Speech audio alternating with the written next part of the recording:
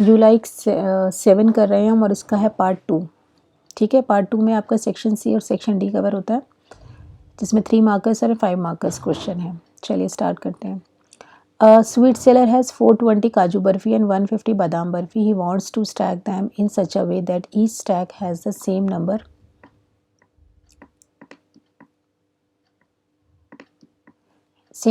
and they take up the least area of the tray. How many of these can be placed in each stack? How many stacks are formed? ठीक है,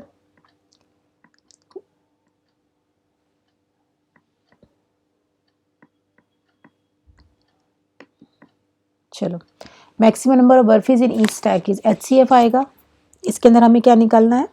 HCF निकालना है कि मतलब maximum number of बर्फीज आ जाएं, इसलिए उसका HCF निकालेंगे। HCF निकालने के लिए यहाँ पे यूज़ किया है मैंने, फैक्टर्स बना लिए हैं इनके दोनों के फैक्टर्स। मैक्सिमम जो लीस्ट फैक्टर है वो आपका आ रहा है 2, 3 और 5, तो ये हो गया आपका 30।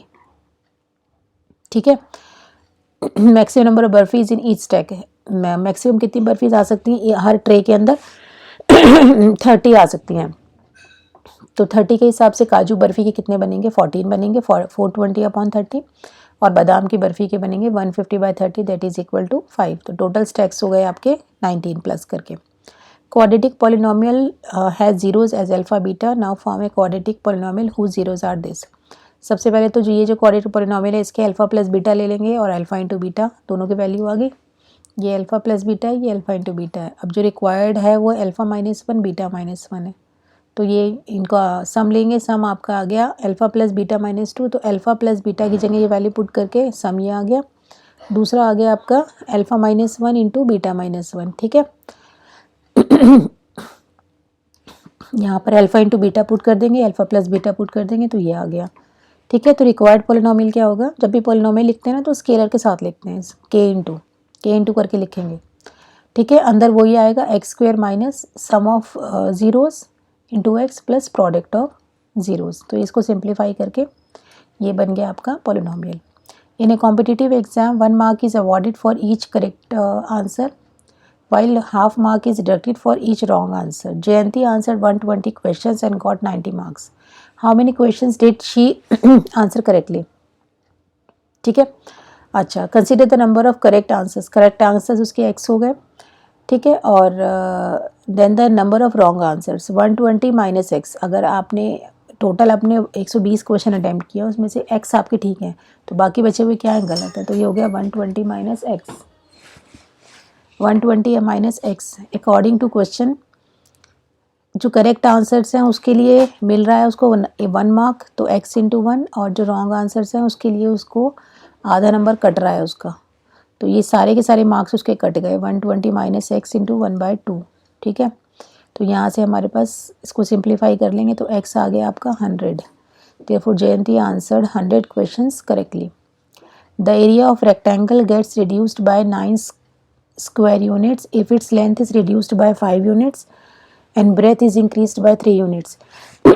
If we increase the length by 3 units and the breadth by 2 units, the area increased by 67 square units. Find the dimensions of the rectangle. और सबसे पहले इसके अंदर क्या करेंगे? Let the length and breadth of the rectangle be x and y. तो area हो गया आपका XY यूनिट्स। ठीक है, लेंथ रिड्यूस हो जाती है 5 और ब्रेथ इंक्रीज हो जाती है 3, तो ये दोनों बन गई आपकी x माइनस 5 और y प्लस 3। तो एरिया इनको मल्टीप्लाई करके आएगा। एरिया क्या हो रहा है? रिड्यूस हो रहा है। पहले एरिया कितना था? XY, उसमें से कितना रिड्यूस हो रहा है? 9, तो XY माइनस 9। इसको सिंप्लीफाई कर लेंगे तो आपके पास फर्स्ट इक्वेशन आ गई। सेकेंड है when length is increased by 3 units and breadth by 2 units. दोनों बढ़ रही हैं, एक 3 यूनिट्स बढ़ रही है तो और एक 2 बढ़ रही है, तो एरिया बन जाएगा आपका x plus 3 into y plus 2। तो और अल्टीमेटली एरिया इंक्रीज हो रहा है 67 यूनिट्स, तो एक्स वाई प्लस 67। इसको सिंप्लीफाई करके सेकेंड इक्वेशन आ गई। सॉल्विंग 1 एंड 2, 1 और 2 को सॉल्व करना है, एलिमिनेशन मेथड से सॉल्व किया इसको। x आ गया आपका 17 और y आ गया आपका 9। Hence the length and breadth of the rectangles are 17 units and 9 units. In the given figure, x, y and x dash y are two parallel tangents to a circle with center O and another tangent AB with point of contact C intersecting XY at A and X dash Y dash at B.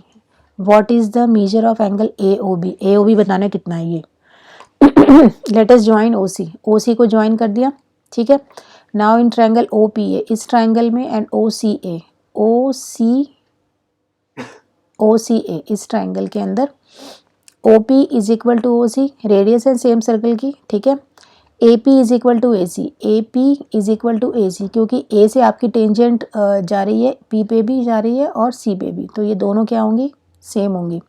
And AO is equal to A, common side है, तो ये congruent हो गए triangles. Therefore angle POA ये वाला angle आपका किसके equal हो जाएगा, ये वाला एंगल इक्वल हो गया आपका इस वाले एंगल के. एंगल ये वाला एंगल इक्वल होगा आपका एंगल OCA के.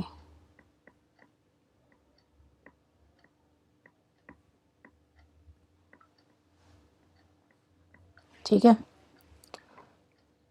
इसके इक्वल होगा.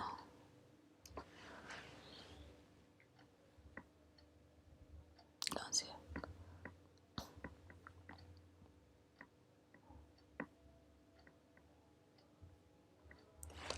चलो आगे क्या था इसके अंदर, ये कॉन्ग्रुएंट प्रूफ कर दिए. इस सेम ये इसी मेथड के ऊपर इसने एंगल QOB, अब ये वाला जो ट्रायंगल है ये और एंगल OCB इनको भी कॉन्ग्रुएंट शो कर देंगे. तो QOB is equal to COB, ठीक है. ये दूसरा हो गया equal. Since POQ is the diameter of the circle, it is a straight line, diameter है, और डायमीटर के ऊपर जितने भी एंगल्स बन रहे होंगे, क्योंकि वो एक सिंगल लाइन है तो उसके ऊपर जितने भी एंगल्स बनेंगे उन सबका सम कितना होगा, 180 डिग्री. तो इसके अंदर ये वाले दोनों एंगल सेम है, तो ये ट्वाइस COA हो गया, ये ट्वाइस COB हो गया. COA प्लस COB मिलके आपका बन रहा है 90 डिग्री, और ये दोनों एंगल्स मिलके किसके इक्वल बन रहे हैं, AOB, एंगल AOB के इक्वल आ रहे हैं ये फिगर के अंदर. यही फाइंड आउट करना था हमें क्वेश्चन में. Let A be one point of intersection of two intersecting circles with center O and OQ. The tangents at O to two circles meet the circle again at B and C respectively. Let the point P be located so that AOPQ is a parallelogram. AOPQ is a parallelogram. Prove that P is the circumcenter of the triangle ABC. P is the circumcenter of the triangle ABC. A B and C, ठीक है. जो P है वो इसका circumcentre है. In order to prove that P is the circumcentre, it is sufficient to show that P is the point of intersection of perpendicular. जो circumcentre होता है इस ट्रायंगल ABC का हमें सर्कमसेंटर बताना है. सर्कमसेंटर क्या होता है, perpendicular bisector of the sides. जो ये साइड्स है ना, AB का परपेंडिकुलर बाइसेक्टर, BC का परपेंडिकुलर बाइसेक्टर और AC का परपेंडिकुलर बाइसेक्टर, जिस पॉइंट पे तीनों मिलते हैं उस पॉइंट को हम बोलते हैं सर्कमसेंटर, ठीक है. That is OP and PQ are perpendicular bisectors. OP क्या है आपका, ये OP and PQ are perpendicular bisectors of side AB and AC. Now AC is tangent, जो A से लेके C तक जो ये है टेंजेंट एट A, ठीक है, to the circle with centre O and OA is radius. तो ये आपका जो टेंजेंट होती है वो रेडियस और टेंजेंट पॉइंट ऑफ कांटेक्ट पे क्या होती है, perpendicular. Therefore OA is perpendicular to AC, ठीक है. तो ये angle, this implies PQ is perpendicular to A. जब OA परपेंडिकुलर है तो ऑटोमेटिकली PQ भी परपेंडिकुलर होगा, because OA is parallel to PQ, ठीक है. OA PQ के पैरेलल है, तो अगर OA परपेंडिकुलर है तो PQ भी ऑटोमेटिकली परपेंडिकुलर होगा, because this is a parallelogram, और ये इसकी हैं अपोजिट साइड्स, ठीक है. PQ is the perpendicular bisector of AC since Q is the centre of the circle. Similarly BA is tangent to circle at A. BA, अब दूसरे वाला जो सर्कल है उसके ऊपर BA टेंजेंट है, और इसके अंदर AQ क्या है, आपकी रेडियस है. सेम यही यहाँ पर भी लगेगा. BA is perpendicular to AQ और BA is perpendicular to OP, क्योंकि AQ के पैरेलल साइड है OP. ये पैरेललोग्राम है. Therefore OP is parallel to since OP is parallel to AQ. This implies OP is a perpendicular bisector of AB. Thus P is the point of intersection of perpendicular bisectors of PQ and PO of sides AC and AB. Hence P is the circumcenter of triangle ABC. Next trigonometry का question है, इसको solve करना है हमें। तो इसमें left hand side ले ली, left hand side का आप एलसीएम ले लो। एलसीएम लोगे तो यहाँ आएगा sin 4a plus cos 4a। अब ये आपको इसको वो करना है, आपको ब्रेक करना है। sin 4a plus cos 4a को हम क्या लिखेंगे, sin 4a plus cos 4a, ठीक है। इसको हम लिखेंगे sin स्क्वायर a का whole square plus cos square a का होल स्क्वायर, ठीक है। ये हो गया आपका A square plus B square. इसको कैसे लिखेंगे, sine square A plus cos square A का whole square minus 2 sine square A cos square A, ठीक है। ये इसमें जो नीचे लिखा हुआ है ये इस तरह से आया है। अब sign square A plus cos square A identity होती है, ये किसके इक्वल होता है, 1 के। तो 1 minus 2 sine square A cos square ए। अब इसको हमने कर लिया ब्रेक अलग अलग, 1 upon sine square A cos square A minus 2 sine square A cos square A upon this, ये कैंसिल होकर आपके पास आ गया 2 and which is the right hand side. Compute the median for the following cumulative frequency. अब इसकी median निकालनी है, less than 38 दिया हुआ है, लेस देन 40 दिया हुआ है। सबसे पहले इसके क्लास इंटरवल्स लिखेंगे। क्लास इंटरवल्स क्या बनेंगे, 38 टू 40, 40 टू 42, इस तरह से सारे बना लिए। नंबर ऑफ स्टूडेंट्स दिए हुए हैं आपको, ये क्यूमुलेटिव फ्रीक्वेंसी दी हुई है। माइनस कर करके पहले आपने इसका एफ लिखना है, ठीक है। 3 माइनस 0 आपका 3 हो गया, 5 माइनस 3 2 हो गया। इस तरह सारे फ्रीक्वेंसी वाली टेबल बनाएंगे। क्लास इंटरवल वाली क्यूमुलेटिव फ्रीक्वेंसी ऑलरेडी दिया हुआ है, एन है इसके अंदर 35, तो ये और आपका 17.5, 17.5 कहाँ आएगा, इसके अंदर आएगा 17.5। तो ये वाला क्लास इंटरवल लेंगे मीडियन निकालने के लिए। इसमें एल आपकी 48 है, ये 17.5 है। सी एफ उससे ऊपर वाला लेते हैं, तो ये हो गया 14 और फ्रीक्वेंसी आपकी है इसमें 4 और ये क्लास साइज़ आपको 2 दिया हुआ है। ये सारी वैल्यूज़ पुट करके आपके पास आ गई median 49.75। In a flight of 600 km, an aircraft was slowed down due to bad weather. Its average speed for the trip was reduced by 200 km per hour from its usual speed, and the time of the flight increased by 30 minutes. Find the scheduled duration of the flight.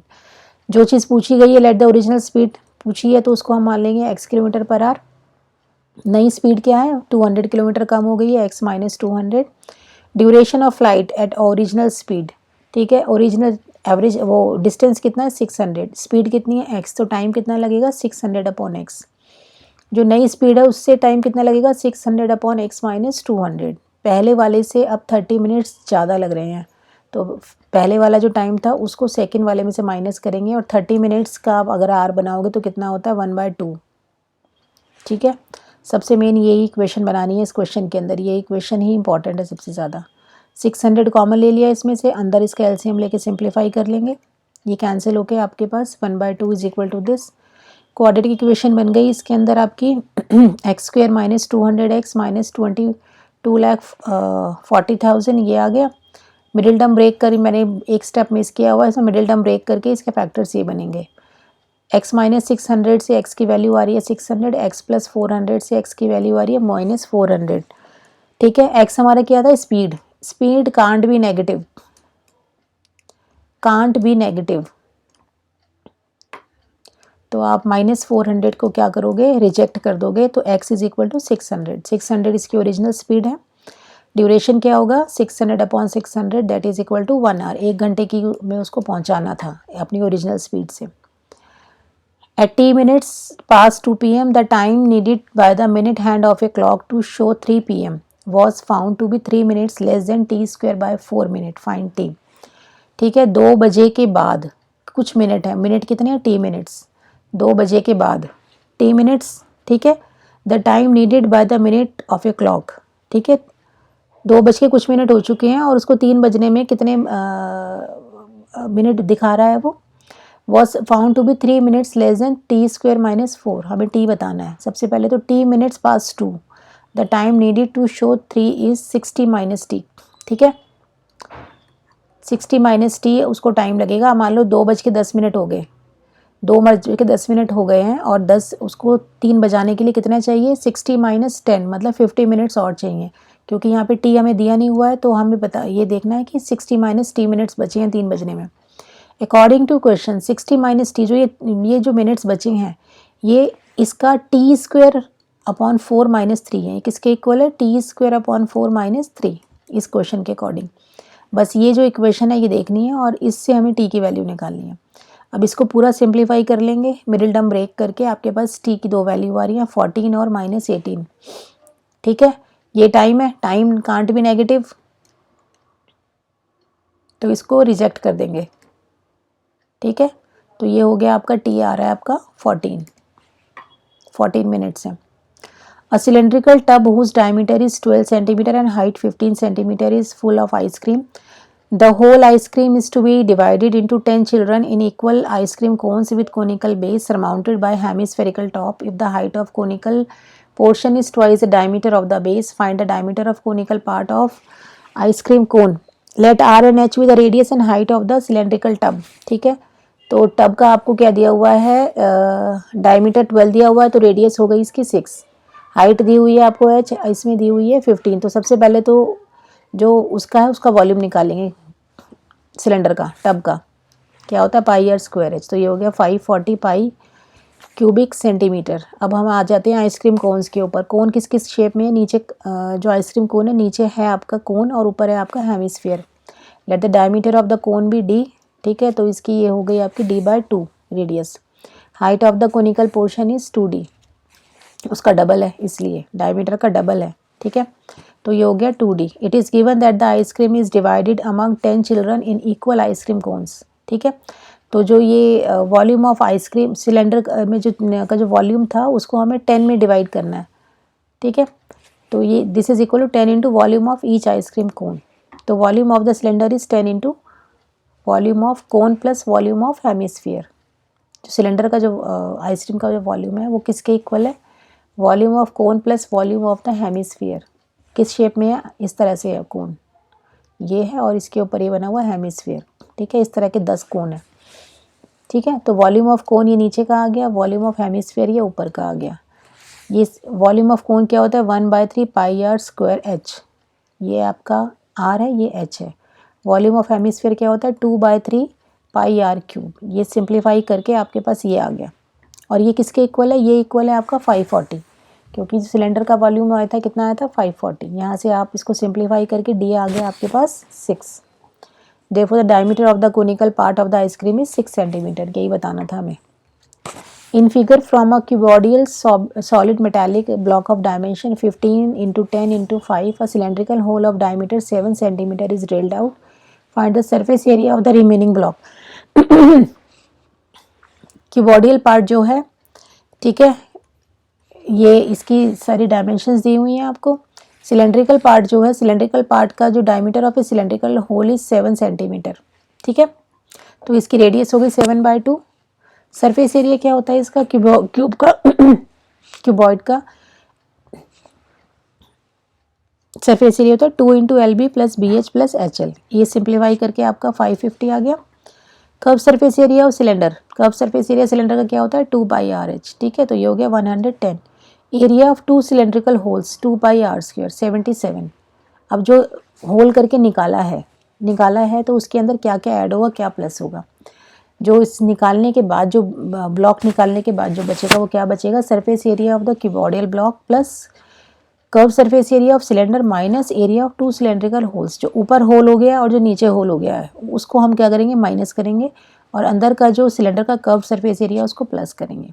ठीक है, तो ये cuboid का है, ये आपका curve surface area of cylinder है, और ये 77 है आपका। जो ऊपर और नीचे दो सर्कल की फॉर्म में जो होल हुए हैं ना वो, उसको माइनस करके ये आपका बनेगा remaining surface area of the block.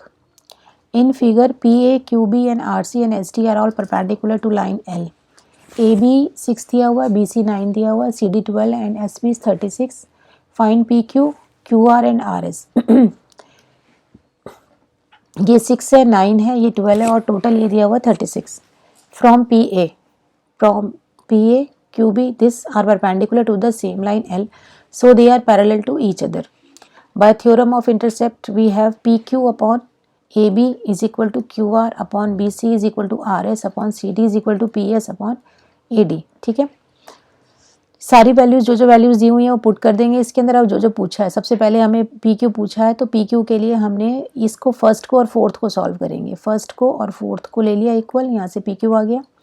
QR के लिए सेकंड को और फोर्थ को लेंगे और RS के लिए थर्ड को और फोर्थ को लेंगे। इसको सॉल्व करके आपके पास ये तीनों वैल्यूज़ आ गई। 2 coins are tossed simultaneously. What is the probability of getting exactly 2 heads? 3 coins जब टॉस करते हैं तो आपके पास सैम्पल स्पेस ये बनता है, जिसके अंदर कितने पॉइंट्स हैं आपके 8 पॉइंट्स हैं। NS is equal to 8। Exactly 2 tails कहाँ आएंगे? एग्जैक्टली 2 टेल्स आएंगे HTT पर, THT पर और TTH पर। ठीक है, तो इसके लिए प्रोबेबिलिटी बनती है आपकी 3/8। ठीक है, सेकंड है नो हेड। नो हेड कहाँ आएगा? जब तीनों पे टेल आएगा। इसकी प्रोबेबिलिटी बनती है 1/8। P3 with the event of getting at least 1 tail. At least 1 tail का मतलब एक टेल, 2 टेल और तीनों टेल, सारे केसेस आएंगे। एक टेल के ये 3 केसेस हैं, 2 टेल के ये 3 केसेस हैं और तीनों टेल के ये हैं, तो प्रोबेबिलिटी बनती है आपकी 7/8। E4 with the event of getting at most 2 head. At most 2 head का मतलब ज़्यादा से ज़्यादा 2 हेड, तो 2 हेड वाले केसेस आएंगे, 1 हेड वाले आएंगे और नो हेड वाला केस भी आएगा इसके अंदर। तो ये प्रोबेबिलिटी बनती है आपकी 7/8। ठीक है। E5 with the event of getting all heads. All heads आपका सिर्फ एक ही केस आएगा, उसकी प्रोबेबिलिटी बनती है आपकी 1/8। तो ये आपका सेक्शन C और सेक्शन D कंप्लीट हो गया। Thank you.